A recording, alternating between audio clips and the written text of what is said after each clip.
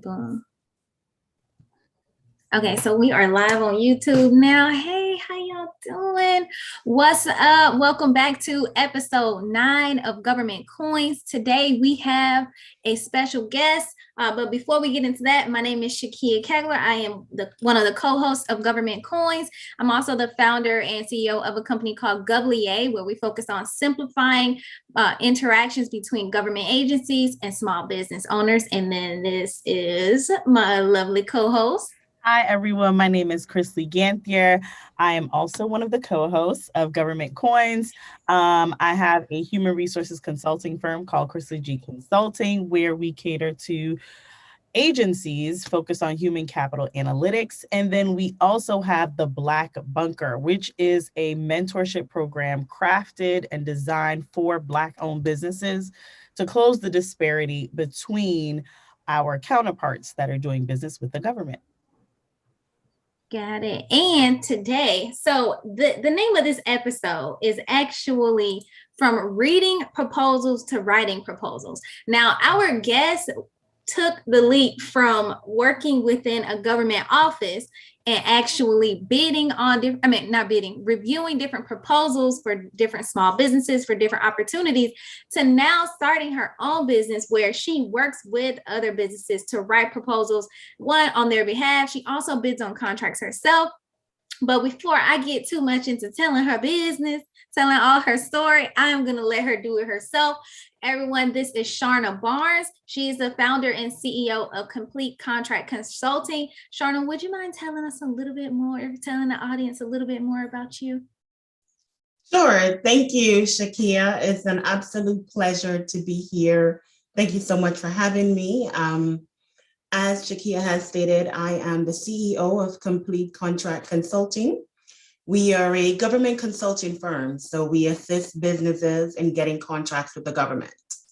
And we do that. I like to call ourselves capture managers or procurement department for a firm, because we not just only go after bids, but whatever that process entails, and that it can entail from getting you certified to, being able to get more contracts. That also entails getting a lot of people don't have their local business taxes. So getting that set up, from creating capability statements, getting subcontractor management, getting you on a prime contract, whatever that is, even attending pre-bid meetings, helping you with oral presentation. So really whatever that is to get you that contract, we are that department. So we entail the whole entire procurement process.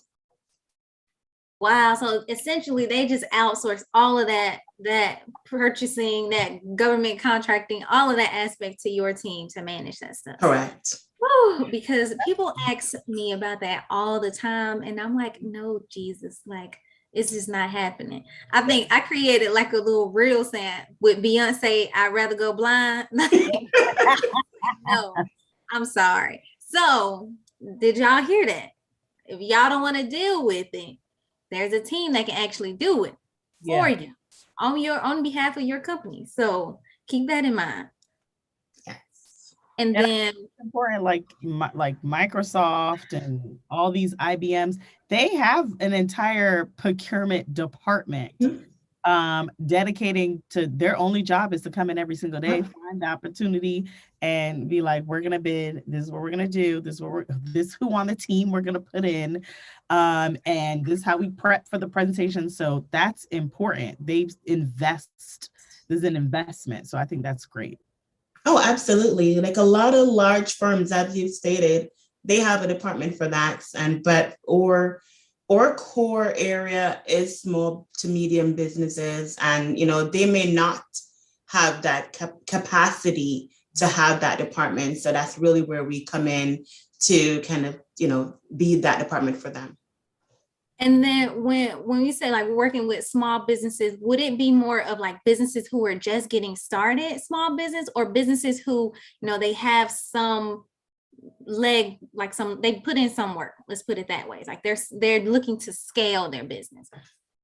So we work with, because we do a whole entire procurement process, we work with different businesses, but it depends on sort of like getting them ready for contracting. So if they have just started out, they've just registered their business, we do have few of those clients that will come in, which aren't quite ready yet for government contracting, but we'll get them ready. So again, as I've talked about with the business tax receipt, just getting, those city and county taxes together, then creating a capability statement, sort of zoom in on what their offer is that they're trying to get. Because sometimes some businesses, they may need to expand a little bit to get clients or get government as a client. So we kind of help them through that process and develop that before they can become ready for government contracting. So it really depends on where they're at. We really don't say no, but we kind of like them to at least have a year into their business and actually have done work into the business. But if they haven't, we kind of sort of help them along the way. Can't really go after contracts, but get them ready. Yeah, that's definitely necessary as well. Getting started. Now, before we get too deep into your company, can we talk a little bit about you taking that leap, going from a government employee to actually, can you tell us about your role as a contracting officer and what that really entails? Because I think that's a point of clarity that we also need. Like, what do contracting officers really do aside from, receive emails from us all day? Sure. So I first started out as a secretary in the government office. I'm a part-time secretary, actually. And I remember just first being in the IT department and being the secretary there, and just sort of in that role, I kind of got introduced to different things, as a secretary, it's almost like an office manager type of thing. So I started to get into different things. And then I saw a position open in the procurement department for an admin assistant, which was a little bit above the secretary in the government eyes. So I applied for that and got that. And with the admin assistant, because it was in the procurement department, I reviewed a lot of, kind of like the initial start of the bid, ensuring that they have the forms that are required, and then making sure it was accepted on time and stuff like that. And through that, I started getting like a liking for it. And I remember talking to my manager at the time, and I was like, I really want to get into the contracting part of the department. And they paid for me to get a certification, which is a PPO certification. It's a procurement professional officer certification, which you have to get in order to even become a contracting officer. So my department was fortunate enough, they believed in what I was doing and they paid for that. So I did that certification course, got the certificate, and then started becoming a contracting officer. And I just remember, I'll see so many people come in, they'll either send in their proposal, we put out the bid. So a part of my job initially was to help creating that scope of work, that document that tells you what exactly it is that the bid is for. And a lot of times we don't even realize in the government sector, the procurement department is really just sort of like the legal background behind the government, right? So a lot of times the procurement department, although they're the one put out the bid, they're not the ones that the company who awarded will work with.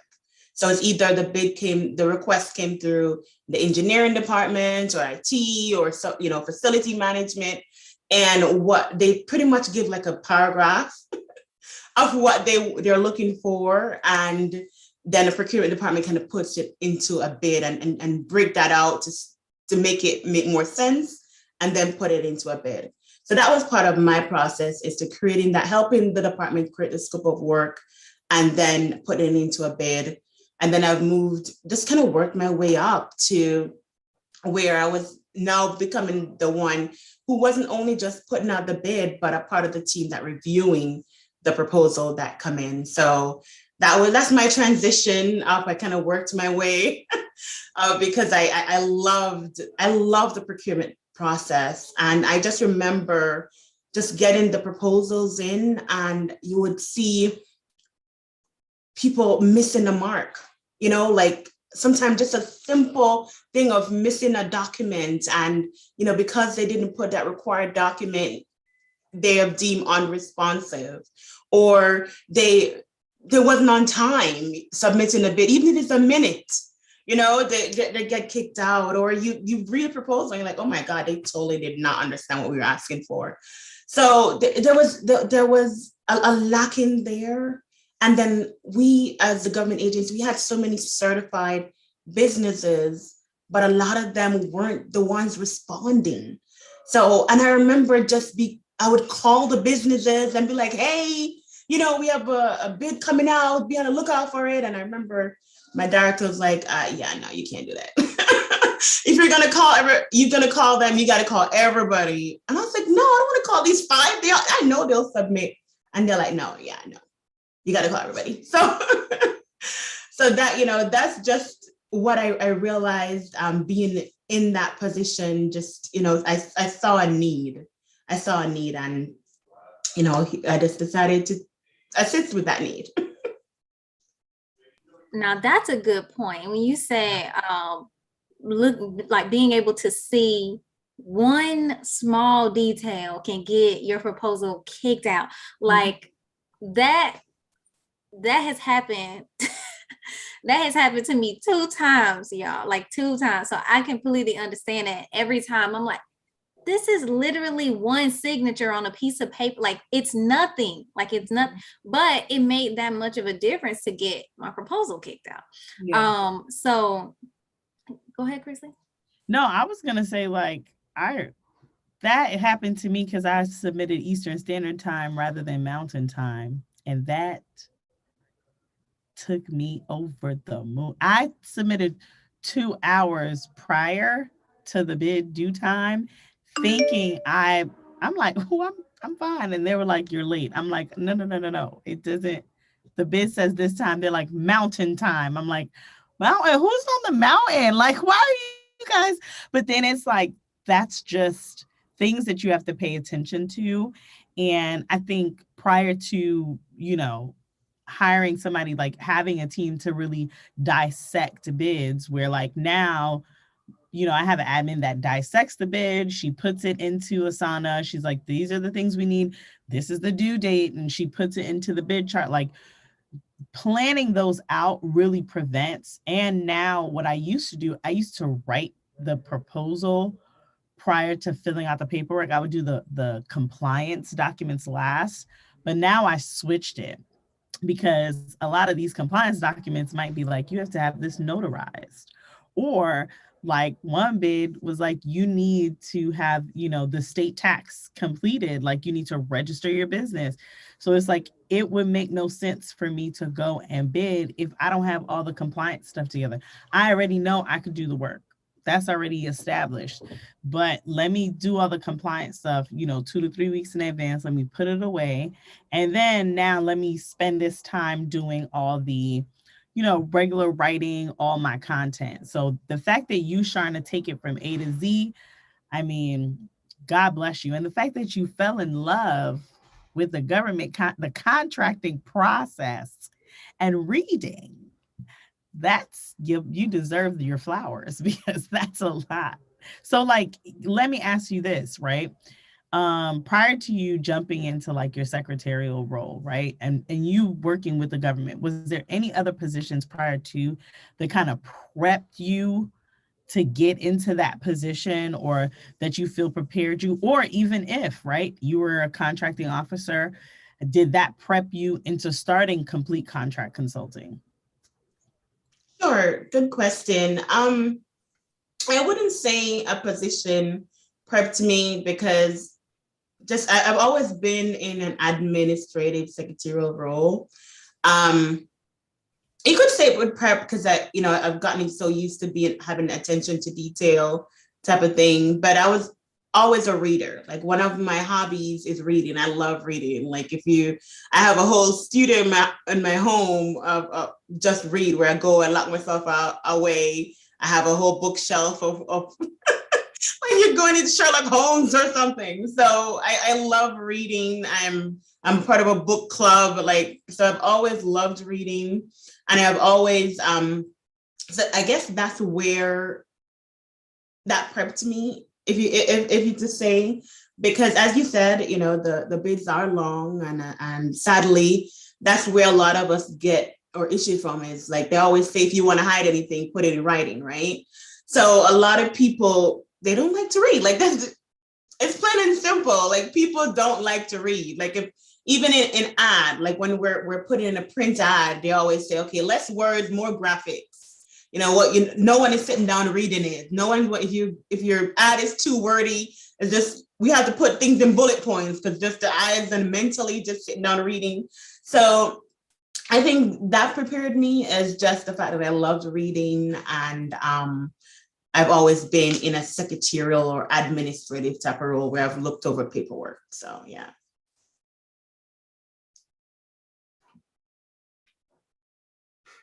Now, my next question will be more focused around getting into the aspect of, so you took this leap and now it's like working with the small businesses. So you realize that a lot of businesses weren't responding to these opportunities.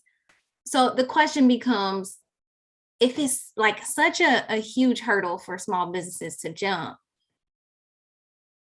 what have been some of the most common, common issues that you've seen from businesses? And then, we'll play along from that one. Sure. So I wouldn't, and I've always been asked that question, you know, like why the government have to make it so difficult, and why. And I always say I'm not the right person to answer that question, because I don't think it's difficult. But it's a lot of reading. But it all boils down to the meat and potatoes of the scope of work, right? All the other stuff is terms and conditions, that legality and legalities that has to be there. It really boils down to the scope of work.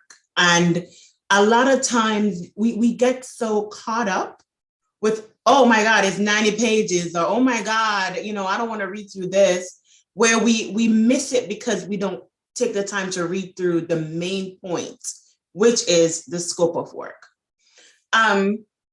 Mistakes that I do see a lot of times is, believe it or not, so, and I get it, we have a small business will get like a proposal template that we work from, right? That is our template. We use it because this is the service that we do. So we use it every time we're submitting a response. But then we forget to change the government agency's name, right? So here you are submitting a bid for Broward when it has Palm Beach County in between there somewhere. And you would think that the agency would not have a problem with that because they understand, but no. Like your bid can be kicked out because of that, because they're like, okay, well, first of all, and especially if you're going after a bid where it demands attention to detail, like a legal bid or a bid for administrative services, that's their first point. It's like, okay, if you didn't realize that you're submitting to Palm Beach County, like, do I want to give you, for you to do this service for me? So just doing, I always do like a control F, search and find and replace. Just making sure that you're changing out. And if you're using a word, like if you're going to use the government's name in your bid, if you're spelling it out, keep it consistent. That way, when you do the control F, search and delete, you're not, because, you forgot, you used the name one way, this way. So you took out all those, but then you forgot that you've changed the name in another part of the body of the proposal. And then those weren't caught. So just simple things like that, or even getting the form notarized. If it's a notarized document, even if you sign it and put your own seal, your company seal on it. If it's not notarized, you're gonna get kicked out. It's just simple mistakes. I find you would think it's the major ones, but it's not. It's simple mistakes that we just do, and I think it's out of rush, or maybe they didn't catch the bid on time or something, and they were trying to push it through. But I know those are some simple mistakes that cause a lot of businesses to be kicked out. Because once that proposal deadline have passed, you cannot submit any other documents. So they cannot ask you, I saw that you missed the Form 10. Can you give me Form 10? No. The deadline have passed, you cannot submit anything else. So those are just some simple common mistakes that I see. No, that's like spot on where I've made that mistake. I want a bid, I use the same template. Then after submission, I noticed, I was like, oh, I didn't take this agency's name out. And we're still waiting. We haven't heard back, but I'm literally like, dang, I messed up. Like I should have triple, quadruple checked. And when you said, if you want to get something past people, put it in writing. I think that is, for me, that is the biggest thing. I think people get dismayed when they see it's 100 pages. But if you really just, I always say, like you said, go into the scope of work. The scope of work is like 2 pages. But then everything else, like out of the 100 pages, the 98 pages is like things, like net 30 and your insurance, what type of insurance do you need? The insurance requirements might be more pages than the scope of work sometimes, right? So like those things, we get dismayed. I think we have a bid that's 217 pages. The actual proposal, like RFP, was actually 40 pages. The rest were just documents to be signed. And those are things that cause Black-owned businesses to be dismayed. They see the magnitude of it and they're like, whoa, who's going to respond to all of this? But for those that are seeing the big proposals, right? What are the key components of a proposal that you think will never change? No matter what agency, we will be able to open this bid and say, you know what? Sharna already told us this, skip. We already know that this is not going to change. What are those key components? Sure. So I give this out in my class. So I always say create a proposal outline, and in the outline, you want to find when the due date and time. How are you submitting the bid? So is it going digital or hard copy? If it's hard copy, how many pages you need? Make sure you got your ink, where you're going to print it from, your proposal document, your proposal folders. If it's 5 copies, you need 5 proposal folders. What will never change is the scope of work and the formatting, how they want you to respond to the bid. So that will, each government agency will have how they want, but that will always be in there. How they want you to provide your response.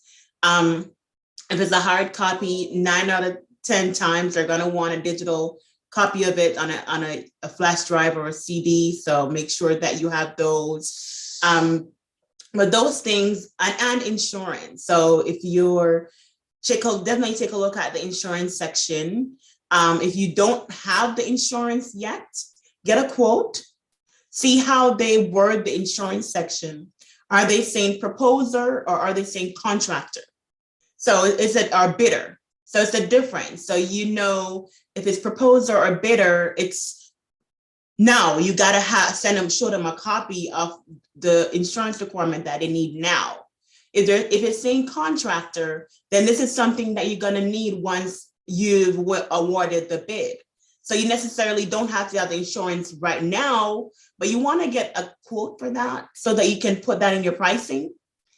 So, any change that may occur, any updates that you need to, or increase in limits or add-ons that you need to do, you get a quote for that to put that in your bid. So those are things I would look out for, and the pricing sheet, of course. So those are things that will always be there. All the other things are really terms and conditions and legalities that they have to put in there. So those in my class that we do, I have an outline, and this is what I say: just look, Control F to find the area and copy and paste it in. Like once you get a bid, copy and paste it in the different section, and then you can put aside the rest of the bid for now and focus on your outline. That's a good point. Right, and taking out the outline. I usually, instead of like copying, I'll just highlight it. So in Adobe, I just use the highlighter and go through and like highlight everything. The whole thing be highlighted by the end of it. But I'll find it if I scroll back up and just look at the highlights. So that's a good point. And then when it comes down to actually writing, like preparing your response. So what are some components that make or break, or basically what are what is an outline for a proposal? So what do I need for my proposal? So like our letter or submittal, and of course we know the format's going to change, based off agency, but what are some things that you throw in there, like just in case, capability statements, like all of that good stuff? What about that stuff, or just some general tips around responding to RFPs? Sure. So as I've stated with the creating the outline and copy and pasting, then from there you have a proposal template that you'll be utilizing. And your proposal template, and really it depends on how the government agency wants you to respond. But once you've created a proposal template, you can always, give and take different things from it and put it however the government wants it to be from the template. But I always say have a proposal template, a foundation. And in that template, you definitely want to have your resume, your business resume done, not necessarily a resume like you're looking for a job, but a resume for your business. If you're using other individuals, just making sure that those individuals' resumes look the same if they're supposed to be in your company. Just making sure all the resume formats are the same. If the person is working somewhere else and you're seeing that they're employees, you want to make sure that it shows there that they're actually working for you on their resume. So just different things too that the government is looking for. If they're working somewhere else and you want to add in that they're working for you, you want to make sure that it shows that they leave the other place. Because then in there, some simple things that, would trigger the mind reading it. It's like, oh, are they working part-time for you? Like, will they be, you have them as a key staff, but this person is working somewhere else. Are they going to be on my contract? So you don't want to have the government agency questioning, oh, I don't know about this person. Just even your qualification statements and your references, those are definitely something you want to have in your proposal template. Reaching out to your reference, making sure the contact information still works. Let them know that you are going after proposals and the government will call them, if you have fluffed any information in the reference, making sure they're aware of the fluff. So just different things that you, as I said, however way the bid have made mention of how they want it to lay out, just ensuring that those items are in there is what I would say you would definitely need. Yeah, I can see that. And in early on, we talked about, well, you mentioned as well, when you would review proposals and you would look at them, and some businesses, like, they didn't have a clue, or they were responding to it, but their response, it seemed as if they didn't have a clue of what you were looking for. Like, would you be able to elaborate on that aspect just a little bit so we can have like a direct correlation between where your scope of work goes and where your response is supposed to be? Like, can you talk a little bit about that? Sure. When I say don't have a clue, so a lot of times that we do this as small businesses. And one thing with me, I'll keep it 100 all the time. So we'll do this as a small business. Please keep it 100. This ain't going nowhere besides our community. And if it go anywhere past this, we'll handle it. We'll get Pope on the phone. As long as we're not vulgar, because we still have to submit these to Oh, no, not at all. Not at all. I'm kidding. So as small business owners, right, especially when we're just starting out, and we have the beautiful thing about a small business is that we're flexible, right? We're able to pivot between different services, add on, take off different services. So a lot of times we'll see a contract that we might not necessarily have done the work before, but we have the idea, or it's a little bit extra than what you've done before, but you're like, I could do that, and then you're writing your response to try to show the government that you can do that, right? And sometimes when we put the information in, the government can tell you've never done that because we don't sit down again, go back through the scope of work. So what I like to do, and when we're writing, is we'll put this, depending on how long the scope of work is, that is our core, right? And we'll go through the scope of work and answer it per paragraph. If it's broken in paragraphs, we'll answer it per paragraph. So if a paragraph has, we need the government soliciting for X, Y, and Z, we'll provide a response. That's almost like a statement or a question and answer type of thing. So we'll provide a response for that paragraph, make sure that it's a good response, like a 2-paragraph response.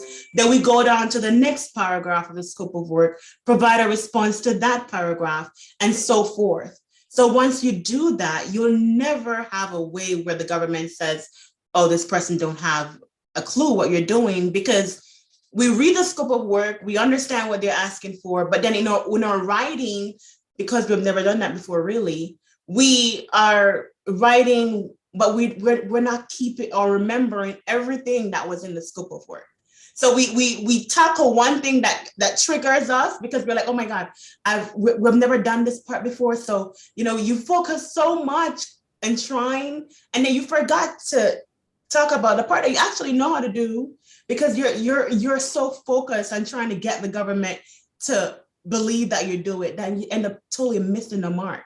Because you're like, okay, well, I get they can do this, but what about all this that we have wrote in? Like, they have not even answered this question. So just breaking out the scope of work in paragraphs and answering the response on each paragraph, then you can take out the scope of work, the paragraph out of it. So if you copy and paste the scope of work into Microsoft Word, you break it out in paragraphs, you answer. So you keep the paragraph there, you answer below it, then put the next paragraph. And then once you're ready to submit, you take out the scope of work paragraph section that you've put in there, and then you have a whole entire response for your qualification. So that is what we like to do. That way you'll never miss the mark. Sharna, you just gave exactly word for word how I walk like my mentees through responding, right? Because I always say this, if you go back to middle school, and you remember when your teacher used to give you assignments, they're like, read this chapter, answer the 5 questions in the back of the chapter, right? And then you had to write the question and then write the response. I literally say this all the time, like, that is responding to a proposal. That's it. You're like, let's dumb it down. It's not as complex. Let's just pull it out, copy and paste it. And I'm like, it says we need to staff 17 executive blah, blah, blah by such and such date. Okay, now what is your response to staffing that? We can staff 17 blah, blah, blahs by such and such date by doing blah, blah, blah, blah, blah, using blah, blah, blah, blah, blah, right? And I feel like people overcomplicate it, but that's really, it is just answer the questions. Like, just answer it. If we made it through middle school, we can respond to RFPs. I highly believe that. I just ain't feeling the middle school comparison. I'm gonna go ahead and tell you I feel some type of way about that because when I started, it was not like that. I was like, and I did exactly what Sharna said. I was just responding based off of what I knew I could do, and I was fluffing up the components of, I could probably do this. I don't know for sure, but we gonna make it work, But no, I really now before we hop too far into this, and I know we have like 15 minutes left, and I know we got some people who want to ask some questions. So before we do that, we want to talk a little bit about certifications because that's also a component of the work that your company does as well. So we'll talk a little bit about what is the importance of certifications, because we constantly run into this situation where we have some people who will say, certifications don't really make too much of a difference, and we'll have some who'll say also, get your certification before you do anything else. Where I'm not gonna say that, where do you stand in this argument? But what does that look like to you? Because we're trying to figure out from this aspect of you writing proposals, how beneficial have certifications been? And then also on the opposite side, what happens if a business doesn't have that certification? Sure. So I always tell people, don't get certification crazy. Don't. Some people will go off and when you see their proposal, you'll be like, oh my God, they'll think that they're in college, right? It's a whole entire accolade. Oh, I'm certified, all the letters of the alphabet that the government agency utilize with all these different government agencies.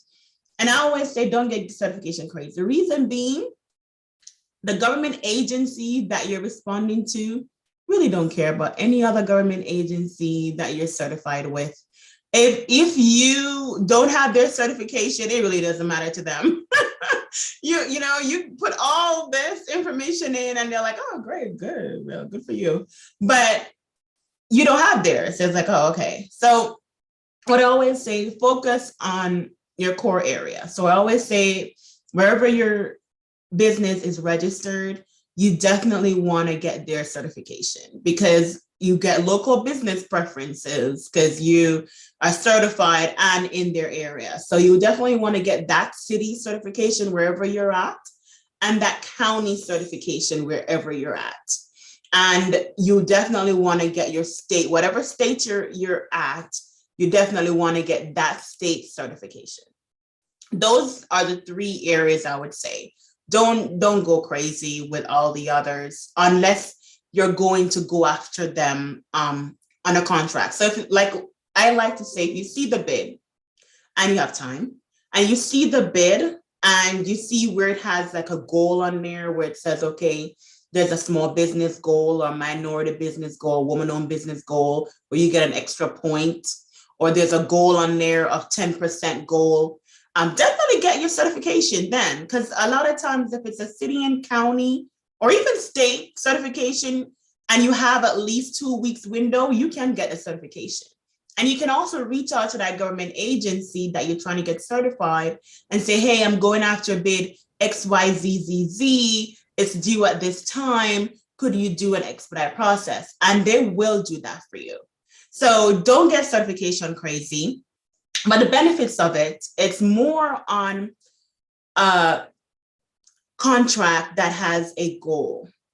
So larger contracts where the government has, mandated these large primes to have if they're going after this contract to give a percentage to a minority or woman-owned business or a small business, then yes, your certification come into play that way. So a lot of people, like if they've never gone after government contracting before, I would recommend getting some subcontracts.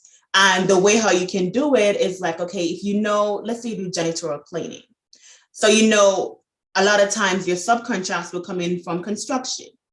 So, final cleaning and maintenance cleaning. So I would go out, look for those large contracts for construction and get certified for that government agency, then reach out to the prime and be like, hey, by the way, I see that you're bidding on this particular job that's coming up. I would love to, if you don't have a subcontractor partner for janitorial, I'd love to be your partner. And then that way too, you'd be able to, get your feet wet in government contracting, and also, get you some prime and sub relationships. So certification is very important. I've had friends who have turned into $1 million businesses because they got a subcontract on a government bid because they're certified. So certification is important. Just don't go crazy, because you'll have all these certifications and it really doesn't matter to you, because it's not like college, or you're getting the government agency don't care unless you have their certification. So that's all I have to say about it. I like that. Don't go certification crazy. I think you have solved that. You gave us bits and pieces of both. Like, it's good, but don't overdo it. Like Aristotle said, nothing in excess. So don't go too crazy. Oh man, so this has been good. We have reached our 15-minute mark. We're going to take a few questions. If you have questions, you can drop them in the chat if you're on YouTube. But also, we're going to go ahead and take some questions from our businesses in the Zoom chat. Oh, We only have, but the one that they asked has already been answered. You've already answered it probably like twice, Sharna, which is what's the common mistakes in submitting proposals. So I think we got that, and the person said thank you. So I think we kind of buttoned it all the way up there. Okay. Okay. We have some on YouTube though. Yes. Are you on YouTube, Christlie? I can't see it, so you got to ask it. So I'll go with one. The most recent one is about your training. So it says, please give us information about your course, about your classes. How much is it, state or federal information? So yeah, that's the one. They want to know about the class for writing proposals that you mentioned as well. So I want to talk a little bit about that. And sure. I think you already responded saying that you have one coming up, but we'll let you do it right now. Sure, I have a few of my team on YouTube. So we have a training coming up in January. It's both in person and online, where we are assisting businesses or teaching businesses how to go after government contract by actually responding to a government contract. So we are in class. It's a 4-week-long class. It's 3 hours. 3 hours each week, and we are literally searching for the bid. Okay. We're literally writing an actual proposal response, and the only way you can pass the class is once you've submitted and got a submission receipt. So that's the only way you can pass the class, and we have gotten a lot of success from that. That class has about an 80% success rate, and everybody submits a proposal off to the government agency, and that proposal template is yours to life. Like, that's your template. You use it however you need to respond to other contracts. Now go ahead. No, I was just saying on the cost, it really depends on, we do have different sponsorship from different government agencies and nonprofits. So it really depends on where you're coming in through, where the cost will be different. But if you don't have any sponsorship, or you don't want to join any of the nonprofits that are sponsoring, then we do have the class for $500. Oh my God. Mm-hmm. Let me just tell you something. I think, you know what? If anybody just has a thought process of investing and doing business with me, I will 99% gear you towards Sharna, because I will tell you, before you even think of the strategy, because what I think, for me, I teach the strategy, right? Identifying like your key buyers and all that stuff. But Sharna, you going through an entire RFP, breaking it down, writing, and the submission, I think I'm pulling teeth with some of my clients. So they will be calling you. Oh, absolutely. For us, it's really, and my team hates when I say that, but we're not, for me, I mean, not say us, for me, it's not so much about the money. And that's why I feel like I try to think about the small businesses coming in and, investing their costs. Sometimes people are just starting out. They did 500, maybe a lot for them.